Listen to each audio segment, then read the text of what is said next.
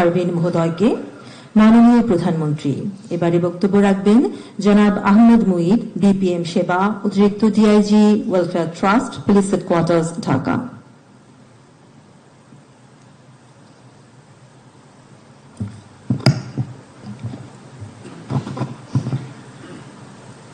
বিসমিল্লাহির রহমানির রহিম। গণপ্রজাতন্ত্রী বাংলাদেশ সরকারের মাননীয় প্রধানমন্ত্রী, আসসালামু আলাইকুম। আমি আহমদ মুঈদ, অতিরিক্ত ডিআইজি ওয়েলফেয়ার ট্রাস্ট হিসাবে পুলিশ হেডকোয়ার্টারে কর্মরত আছি। বক্তব্যের শুরুতে শ্রদ্ধাভরে স্মরণ করি স্বাধীনতার ঘোষক শহীদ প্রেসিডেন্ট জিয়াউর রহমান ও মাদার অব ডেমোক্রেসি আপসীন দেশনেত্রী বেগম খালেদা জিয়াকে। আমার পুলিশ আমার দেশ, সবার আগে বাংলাদেশ, এই মহান ব্রত নিয়ে আমরা পুলিশ সপ্তাহ উদযাপন করছি। স্যার, চাকরির 21 বছর এই প্রথম প্রধানমন্ত্রীর সামনে বক্তব্য দেওয়ার জন্য হয়তো কিছুটা আবেগ আসতে পারে, ক্ষমা করবেন স্যার। আমি পুলিশের কল্যাণ নিয়ে কাজ করি, যার ফলে এখানে আমার বক্তব্যের মধ্যে কল্যাণ বিষয়ে আমি বলবো। চাওয়া পাওয়া খুবই কম, আর এখানে যারা উপস্থিত আছে পুলিশের এই চাওয়া পাওয়ার বিষয়গুলো সবাই জানে। তারপরে অভিভাবকের কাছে জাস্ট স্মরণ করিয়ে দেওয়ার জন্য আমরা দাঁড়িয়েছি।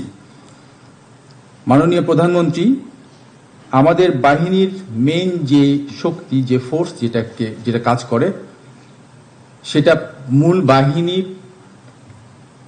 97-8% পুরোটাই, বাকিটা হলো আমরা এই অফিসাররা। আর এই 97% যে সদস্যগুলো মাঠে কাজ করে, তারা স্যার, তাদের উপরেই বাংলাদেশ পুলিশের প্রতিচ্ছবি এবং বাংলাদেশ পুলিশ কি অ্যাক্ট করছে, জনগণের আস্থা কতটুকু, জনগণের কাছে বাংলাদেশ পুলিশের যে পরিচিতি, ওটা নির্ভর করে। যার ফলে কল্যাণ নিয়ে স্যার আমরা ওই শ্রেণীটাকেই আমরা নিয়ে কাজ করি, তাদের উদ্দেশ্যে আমরা কল্যাণমূলক কাজগুলো নিয়ে থাকি। পরিবর্তিত পরিস্থিতি পরে এবং নির্বাচনের পরে আপনার স্যার বলিষ্ঠ নেতৃত্ব এবং কিছু দিক নির্দেশনা আমাদের পুলিশের যে উপরে যে জনগণের আস্থা হারিয়ে গিয়েছিল, সেটা ফিরে আসছে ধীরে ধীরে। পুলিশের আইন শৃঙ্খলা রক্ষার গুরুত্বপূর্ণ দায়িত্ব সঠিকভাবে পালন করতে হলে পুলিশের সবচেয়ে যে বিষয়টা গুরুত্বপূর্ণ, সেটা শারীরিক ফিটনেস, সুস্থ থাকা। সেই সুস্থ থাকার জন্য যে হেলথ সাপোর্ট, সেটার উপরে কিছুটা কথা বলবো। প্রায় 2 লক্ষ সদস্যদের পরিবার সহ 10 লক্ষ আমাদের সদস্যরা পরিবার রাজারবাগ পুলিশ হসপিটালে এবং আদার্স যে সমস্ত বিভাগীয় শহর এবং জেলা শহরে আমাদের হসপিটাল জাস্ট ছোট আকারে সাপোর্ট আছে, সেখানে চিকিৎসা গ্রহণ করে। আমরা প্রতিদিন এই রাজারবাগকে নিয়ে যদি বলি, 2 থেকে 3 হাজার রোগী প্রতিদিন এখানে ভিজিট করে। এটা 500 শয্যা বিশিষ্ট হসপিটাল, কিন্তু আমরা জনবল ঘাটতির জন্য ওখানে আমরা সেভাবে 50% সাপোর্টটা দিতে পারি, 50% সাপোর্ট দিতে পারছি না। বাংলাদেশ পুলিশের সদস্যরা আইন শৃঙ্খলা এবং জননিরাপত্তার দায়িত্ব পালন করতে গিয়ে এবং বিভিন্ন সন্ত্রাসী কার্যকলাপ যেগুলো ঘটে সেগুলোকে প্রতিহত করতে গিয়ে প্রায়, এবং রোডেও যারা দায়িত্ব পালন করে, ট্রাফিকে তারা দায়িত্ব পালন করতে গিয়ে প্রায়ই তারা গুরুতরভাবে আহত হয়, গুলিবিদ্ধ হয়, স্টেপ হয়। তাদেরকে দ্রুততম সময়ে পুলিশ হসপিটালে আনা জন্য যে সাপোর্ট, সেটার জন্য আমাদের কিছুটা ঘাটতি থেকে যায় এবং এই হসপিটালগুলোতেও আমরা সেইভাবে সাপোর্ট দিতে পারি না। দক্ষ ডক্টর, দক্ষ টেকনিশিয়ান, দক্ষ ইকুইপমেন্টস, সাফিসিয়েন্ট ইকুইপমেন্টস, এগুলোর ঘাটতি থাকার ফলে আমাদের কিছু কিছু ক্ষেত্রে আমাদের সদস্যদেরকে প্রাইভেট হসপিটাল এবং বিদেশেও যাওয়ার জন্য প্রয়োজন পড়ে। কিন্তু আমাদের এই ক্ষুদ্র যারা সদস্য, যারা স্বল্প বেতন আয়ের উপরে নির্ভর করে, তাদের পক্ষে সেই খরচটা বেয়ার করা খুব কঠিন হয়ে পড়ে। এই দিক চিন্তা করেই আমি একটু স্মরণ করতে চাই যে অল্প কথায় তৎকালীন প্রধানমন্ত্রী দেশনেত্রী বেগম খালেদা জিয়া দূরদর্শিতার কথা। তিনি আমাদেরকে পুলিশের এই যে সহায়তা করার জন্য গুলশানে 1 একর জায়গা যেটা দিয়ে গিয়েছেন আমাদেরকে পুলিশ কল্যাণ ট্রাস্টকে, সেই ট্রাস্টের জায়গার উপরে আমরা একটি বিল্ডিং করেছি বা শেয়ারের মাধ্যমে কনকর্ডের সাথে। সেই বিল্ডিং থেকে আমরা বছরে যে আয় করি 35 থেকে 36 কোটি টাকা, সেই আয়টা থেকে আমরা 10 কোটি টাকার মতো ট্রাস্ট থেকে এই যে চিকিৎসা অনুদান আমরা পুলিশ সদস্যদেরকে দিয়ে থাকি। এটা আমাদের পুলিশের সদস্যরা এটা পেয়ে অনেক হ্যাপি থাকে, তারপরেও এটা খুবই অপ্রতুল, এটা আরো বেশি পরিমাণে আমাদের হওয়া উচিত। তো আমি বেশি কথা বলতে চাচ্ছি না, এই যে চিকিৎসার ব্যাপারগুলোতে আমি বলতে চাই সবার আগে বাংলাদেশ এই মতবাদে উজ্জীবিত হয়ে আমাদের বর্তমান প্রধানমন্ত্রী যে কার্যক্রম হাতে নিয়েছেন, কৃষক কার্ড এবং ফ্যামিলি কার্ড তৈরি করেছেন, আমরা চাই পুলিশের সদস্যদের জন্য হেলথ কার্ড, যেটা আমরা পুলিশ হসপিটালের প্রতিটা পুলিশ হসপিটালে আমরা এই হেলথ কার্ডের মধ্যে দিয়ে ডিজিটালাইজ পদ্ধতিতে আমরা যেন এই মেডিকেল সাপোর্টটা দিতে পারি। আমরা আশা করব আগামী দিনে আইজি স্যার এটা উদ্যোগ নিয়েছেন এবং আমরা এটা বাস্তবায়ন করতে চাই প্রধানমন্ত্রীর সহায়তায়।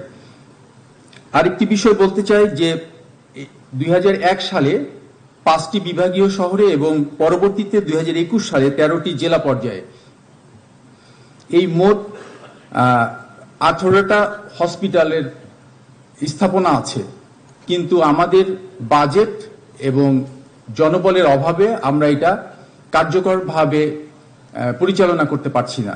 এই জন্য আমরা ইতিমধ্যে এটা মন্ত্রণালয়ে আমাদের প্রেরণ করা আছে, এই বিষয়ে একটি সুদৃষ্টি কামনা করছি। এরপরে আমি বলতে চাই যে আমরা প্রতিটা জেলাতে যে হসপিটালগুলো আছে সেটা খুব নাজুক অবস্থায়।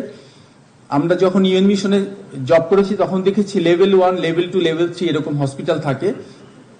আমরা এই হসপিটালগুলোকে স্যার আমরা যদি আপনাদের একটু দৃষ্টি দেন তাহলে আমরা এগুলোকে আমরা স্যার এগিয়ে নিব। স্যার আপনি স্যার উন্নত দেশে থেকেছেন অনেকদিন, আপনি জানেন স্যার ওইভাবে আপনার দিক নির্দেশনায় এই হসপিটালগুলো যেন আমরা এগিয়ে নিতে পারি স্যার। আর কনস্টেবলদের জন্য আমি ব্যারাকগুলোতে যে ঘাটতি সেগুলো বলতে চাই স্যার। রাজারবাগকে যদি আমরা দেখি, রাজারবাগে 4,500 যে সিট সেটার এগেনস্টে আমাদের 5,000 সদস্য প্রতিদিন রাতে তারা ওখানে রাত্রি যাপন করে। দেখা যায় যদি ছুটিতে থাকে সেক্ষেত্রে ওরা বেড পায়, আবার মাঝে মাঝে পায় না। সেই জন্য আমাদের অবশ্য ইতিমধ্যে কিছু নতুন ভবন হচ্ছে। আমরা আমাদের এই যে ডিসেন্ট্রালাইজ করার একটা পলিসি পুলিশ হাতে নিয়েছিল, যে ঢাকা শহরে 4টা কর্নারে 4টা পুলিশ লাইন করে, সেখানে আমাদের কিছু আগামী দিনে কিছু প্রপোজাল আছে। ইতিমধ্যে আমাদের 21টা প্রকল্প আপনি এই সরকার প্রাথমিকভাবে অনুমোদন দিয়েছে। আমরা আপনার দৃষ্টি আকর্ষণ করছি স্যার, নেক্সটে আপনি এগুলো চূড়ান্তভাবে অনুমোদন দিলে এই ভবনগুলো হলে স্যার আগামী দিনে আমাদের পুলিশের অনেক ঘাটতি পূরণ হবে স্যার। আরেকটি বিষয় স্যার বলতে চাই স্যার, সেটা হলো আমাদের পুলিশের সদস্যদের যে সম্পর্কে ধারণা এবং যেটা অপবাদ আসে যে ঘুষ খায়, দুর্নীতিবাজ, এই সমস্ত নিয়ে যে মাঠ পর্যায়ে কথাগুলো আসে, এগুলো আসলে স্যার চাহিদার প্রেক্ষিতে কিছু কিছু ক্ষেত্রে হয় না, এমনটা না। তো আমাদের সদস্যদের যে বেসিক নিড সেটা যদি স্যার আমরা ইনশিওর করতে পারি তাহলে আমার মনে হয় না স্যার যে এটা আপনি যেভাবে চাচ্ছেন পুলিশকে সাজাতে সেটা আমরা পেরে উঠব। সেটা হলো স্যার আমাদের নিডটা হলো আমার বাচ্চা একটা ভালো স্কুলে পড়বে, আমি একটু ভালো মতো ভালো বাসাতে থাকবো, এটা হলো থাকা। আর স্যার এই যে বাচ্চাদের এইটাই তো এইটুকু স্যার বলবো যে জাস্ট আমরা যদি স্যার প্রতিটা জেলায় আমরা ভালো স্কুল করতে পারি, এই ব্যাপারে যদি আপনাদের সহযোগিতা থাকে স্যার তাহলে পারে আমরা আর আবাসন যে জায়গাটা যে কোয়ার্টারগুলো সেগুলো যদি প্রতিটা বিভাগে। আরেকটি স্মরণ করতে চাই স্যার, আমরা যারা সিনিয়র অফিসার এখানে আছি সবাই আমরা পিওএইচএস স্যার জায়গা পেয়েছি 300 ফিটের পাশে, এটা কিন্তু তৎকালীন প্রধানমন্ত্রী দিয়ে গিয়েছিলেন। আমরা যদি প্রতিটা বিভাগে এরকম ভাবে আবাসন প্রকল্প হাতে নিতে পারি আপনার সহায়তায় তাহলে স্যার এইটাও আমাদের মনে হয় আমরা সমাধান করতে পারবো স্যার। আর বক্তব্য বাড়াবো না স্যার, সবকিছু বিষয়গুলোই চলে এসেছে স্যার। আমরা আগামী দিনে করব কাজ, গর্ব দেশ, সবার আগে বাংলাদেশ, এই কথা বলে আমি আমার বক্তব্য শেষ করছি। ধন্যবাদ সবাইকে। ধন্যবাদ জানাচ্ছি জনাব আহমদ মুঈদ,